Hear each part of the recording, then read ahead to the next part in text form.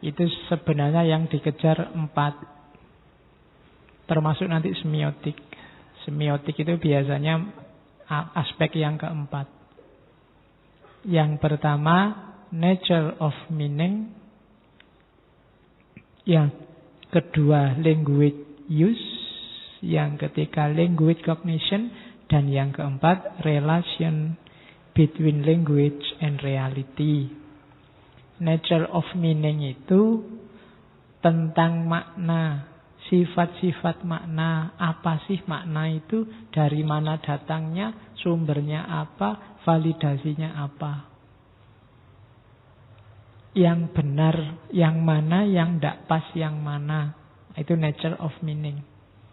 Ngomong validitas sifat-sifat makna.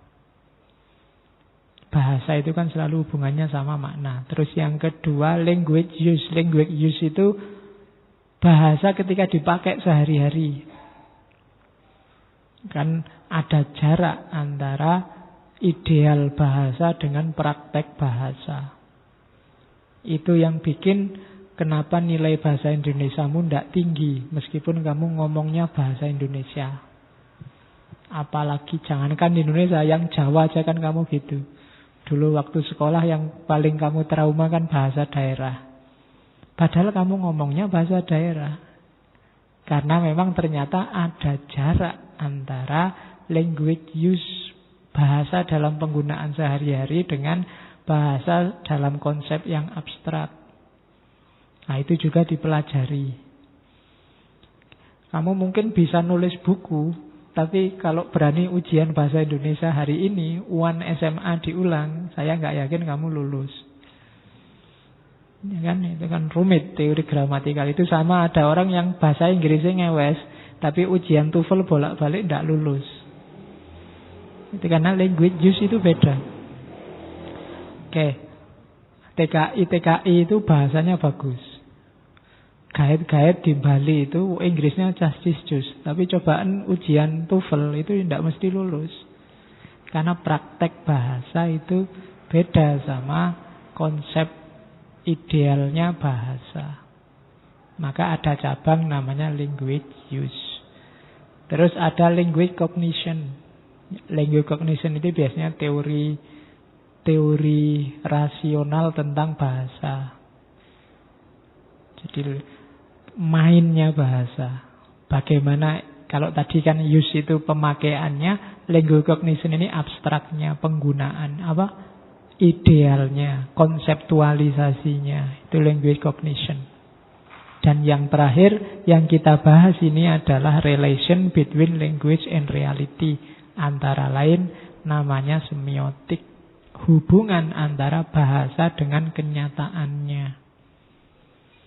Oke, ini pengantar-pengantar dulu. Oke, sekarang kita baru masuk ke de Saussure. Ferdinand de Saussure. Kenapa dia menggagas semiotik? Jadi Ferdinand de Saussure ini mengalami kegelisahan terhadap namanya pendekatan historis linguistik. Jadi historis linguistik itu mempelajari, jadi ahli bahasa zaman itu sekitar awal-awal abad 19 itu mengkaji bahasa-bahasa yang punah, yang hilang, dengan cara melacak ke belakang, melacak bahasa-bahasa yang sekarang hidup. Misalnya bahasa Kawi di Jawa itu kan hilang. Kalian mau coba kitab Jawa kuno juga pontang-panting. Nah, itu kan banyak yang punah. Nah, melacaknya pakai bahasa Jawa yang sekarang hidup. Sangsekerta itu kan wassalamualaikum, sudah Sangsekerta itu. Siapa yang pakai juga tidak jelas, sudah hampir hilang. Nah, itu dilacak di bahasa-bahasa yang ada hubungannya sama itu. Itu namanya historis linguistik. Jadi mengkaji bahasa yang sudah mati atau sekarat dari bahasa-bahasa yang masih hidup. Cuma de Saussure tidak terlalu suka pendekatan semacam ini. Katanya de Saussure, iya sih dengan gaya ini kita tahu sejarahnya bahasa, Kita tahu asal-usulnya bahasa. Tapi kita tidak tahu bahasa itu sendiri yang sekarang hidup. Apa bahasa itu? Nah, itu yang menggelisahkan De Saussure. Jadi masa sih belajar sejarah terus? Sekarang kan sudah nggak operatif bahasa-bahasa lama itu. Yang lebih penting adalah memahami sistem bahasa hari ini. Wong kita hidup dengan bahasa hari ini. Kalau pakai idiom-idiom lama ya mungkin ya penting-penting saja, tapi kalah penting dibandingkan kalau kita pahami bahasa hari ini. Manusia primitif purba punya bahasa sendiri memang, tapi kalau dia hidup hari ini, dia harus menyesuaikan, beradaptasi dengan bahasa yang hari ini hidup. Meskipun manusia purba, kalau pakai motor, pakai mobil, lampu merah, dia harus berhenti. Tidak bisa pakai simbol zaman primitif. Yang dipakai ya simbol zaman sekarang. Jangankan orang primitif, orang tuamu aja kan mungkin nggak ngikuti loh gaya bahasamu sekarang. Kamu ngomong apa mungkin kadang-kadang nggak paham. Ada kepo lah, jomblo lah, jablay lah, apa nih? Itu bapakmu mesti pening kalau mau coba WA-mu. Istilah-istilahnya macam-macam. Saya baru tadi kenal istilah mager itu. Iya. Bolak-balik ya tak pakai mager, cuma baru ngerti nek singkatannya males gerak. Iya. Coba ngerti sejak kemarin aku tak pakai alasan kalau disuruh ngapa-ngapain baru mager nih. Sayang baru ngerti tadi. Jadi loh, susah kan ngikuti. Loh tapi itu operatif hari ini. Jomblo misalnya, itu kan bingung orang itu asal katanya dari mana ya, sejarahnya apa ya. Katanya De Saussure, ya penting sih kamu ngerti asal usul itu, tapi lebih penting lagi kata itu sekarang dipakai untuk apa. Karena apa? Operatifnya sekarang. Itu dari kata apa ya? Itu bahasa Jawa, kalau kamu buka kamus Jawa, jomblo itu artinya macam-macam. Tapi iya sih, akar katanya memang begitu, tapi sekarang dipakai apa? Nah, itu maunya De Saussure. Jadi tidak ke belakang, tapi sekarang. Dia dipakai sebagai tanda untuk apa? Sebagai simbol dari apa? Oke, jadi latar belakangnya itu. Sampai dia kemudian merumuskan ilmu baru di zamannya yang dia jadi orang pertama namanya semiotik atau kalau bahasanya dia semiologi. Ilmu tentang tanda. Terus sekarang yang struktur setelah ngomong bahasa. Jadi De Saussure terus melihat dalam masyarakat ternyata hidup ini tidak individual.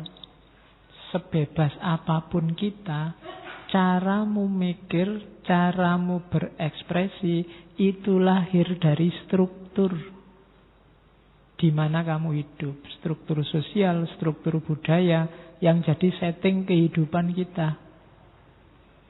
Itulah nanti yang disebut strukturalisme. Jadi satu pandangan bahwa manusia itu sangat dipengaruhi oleh lingkungannya, struktur alamnya, struktur budayanya. Kan bisa dirasakan orang Jawa dengan kultur dan budaya Jawa, cara mikirnya tidak akan jauh-jauh dari situ. Orang Barat dengan struktur dan budayanya, cara mikirnya tidak akan jauh-jauh dari situ. Itu namanya strukturalis. Ini semacam kritik terhadap eksistensialisme yang jaya zaman itu. Bagi kelompok eksistensialis, hidup ini free. Silahkan kamu ekspresikan dirimu sesuai keinginanmu. Jadilah dirimu sendiri. Jangan jadi kerumunan, jadilah manusia yang otentik. Katanya kelompok strukturalis, tidak mungkin. Tidak bisa kamu mikir sendirian, gayamu unik 100% itu tidak iso. Kita selalu dibentuk oleh struktur di sekeliling kita, oleh lingkungan di sekeliling kita. Kamu merasa seolah-olah original, tapi kalau ditelusuri sebenarnya tidak. Ada struktur-struktur. Kenapa kok kamu gaya mikirmu cenderung keras, cenderung radikal? Itu kalau ditelusuri, oh iya, wong dia hidupnya di situ, belajarnya itu, kitab-kitabnya itu, ustadz-ustadznya itu, organisasinya itu, pola hidup di lingkungannya selama ini begitu, ya pantas cara mikirnya begitu. Kalian yang ada di sini, itu juga kenapa kok mau-maunya ngaji filsafat, itu seolah-olah pilihanmu sendiri, tapi tidak kalau kamu jeli. Itu lahir dari jaringan-jaringan tadi loh, kayak teh ini tadi loh. Ada struktur yang bikin kamu hari ini ada di sini. Mungkin karena temanmu, mungkin karena kamu mahasiswa yang sedang pening skripsi atau tesis nggak selesai-selesai. Mungkin karena kamu sedang pusing apa, yang nyari hiburan kok di mana-mana mahal, nongkrong di kafe juga mahal, sementara terus kamu ke sini. Itu struktur-struktur yang membawamu ke sini. Atau kebetulan kamu takmir, sudah janjian sama takmirnya, pokoknya tenang aja saya ikut meramaikan masjid. Mau nggak ke sini kok ndak enak. Itu kan tarian-tarian di sekelilingmu. Seolah-olah kamu milih sendiri, tapi ndak. Lingkunganmu yang bikin. Itu namanya strukturalisme. Baik, kan nanti ada surface structure sama deep structure. Ada struktur yang kelihatan, ada yang tidak kelihatan. Oke. Seolah-olah yang kemarin ke Jakarta itu semua berangkat dari kesadarannya. Ndak, itu ada struktur yang menggiringmu atau tidak menggiringmu ke sana. Yang berangkat atau tidak berangkat, itu secara strukturalis, itu tidak karena keputusannya sendiri. Ada jaringan makna di sekelilingnya yang sampai dia memutuskan, oke, aku berangkat. Atau memutuskan, oke, aku tidak berangkat. Saya punya teman yang berangkat ke Jakarta itu motivasinya luhur, nambah wawasan. Iya, waktu pulang dia ceritanya, saya belajar banyak hal. Loh, itu kan positif. Bisa melihat emosi macam-macam orang. Bisa lihat Monas gratis. Bisa lihat, loh kan itu motivasi. Banyak orang dengan strukturnya masing-masing. Oke, itu pandangan namanya strukturalis. Jadi, dan Ferdinand de Saussure itu termasuk kelompok strukturalis. Jadi bagi dia, hidup manusia itu tidak individual. Meskipun nanti dia juga bisa mempraktekkan individu, tapi sebenarnya dia terkondisikan oleh struktur di sekelilingnya. Ya nanti ada juga yang versi kritisnya namanya post-strukturalis. Beberapa sudah kita ngajikan kelompok post-strukturalis. Strukturalnya belakangan. Nanti kritiknya terhadap ini kamu lihat di misalnya Foucault, Rorty, dan kawan-kawan. Ini yang bagian strukturnya. Yang benar yang mana ya pilihin sendiri.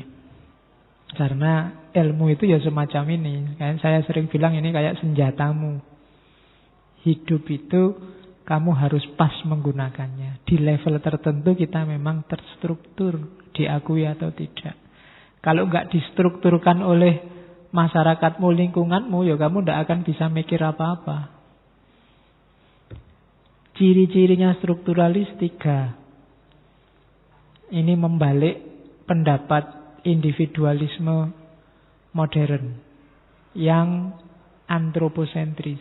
Di strukturalisme, desentralisasi manusia. Pusatnya bukan lagi manusia, tapi struktur.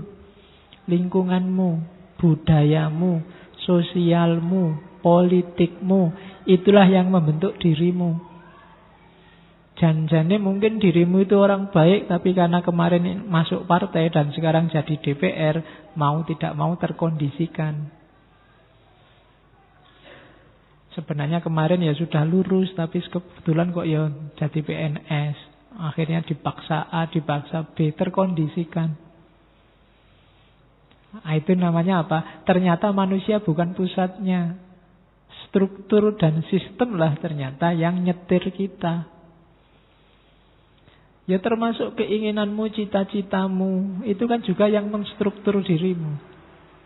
Gara-gara kamu matok pokoknya lulus harus jadi dosen. Nah, itu kan mengarahkan perilakumu.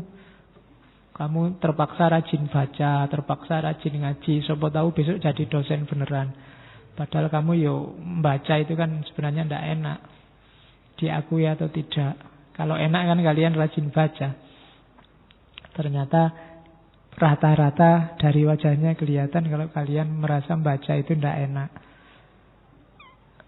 Jadi ternyata kenapa kok kamu merasa begitu? Ya pasti strukturmu yang bikin. Kenapa kamu anggap baca nggak enak? Karena banyak hal yang lain lebih enak. Dari mana kamu ngerti itu? Dari pengalaman. Itu yang menstruktur kesadaranmu. Maka carilah lingkungan, carilah situasi yang menstrukturkan biar dirimu terstruktur jadi semakin baik, semakin baik. Biar yang baik-baik juga tampil sebagai baik. Jangan nyari lingkungan yang menstrukturkanmu ke sudut yang jelek. Sehingga yang jelek bagimu kelihatan baik. Nah, itu bagian dari yang saya bilang itu doa.